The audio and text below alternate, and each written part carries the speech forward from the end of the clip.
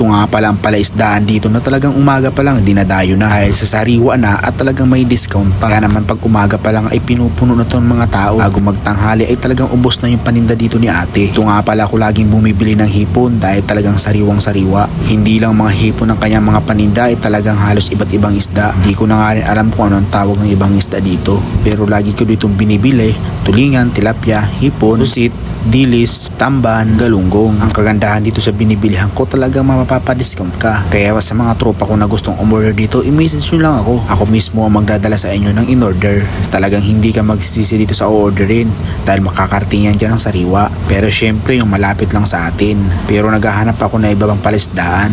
Kaya kung meron ka palaisdaan, baka puntahan ko yan at i-vlog natin. Kitang-kita nyo naman lahat ng mga paninda natin, talagang sariwang sariwa, o diba? Parang mahaba, matulis ang dulo, ay talagang hindi ko alam kung anong tawag na isda nito, pero nakikita ko ay kinikilaw din yan. Na parang may pula ay alam ko pinapaksiw siya. Parang hiniwa nga yan mga kaidol na orange, ay isa rin yan sa mga hindi ko alam na isda. Parang maliit na yan, alam ko yan yung tuyo. Hindi nga ako maalam mga kaidol sa mga pangalan ng isda. Kaya kapag bumibili ako ng isda, kung ano lang ang alam ko, yun lang. Maraming salamat.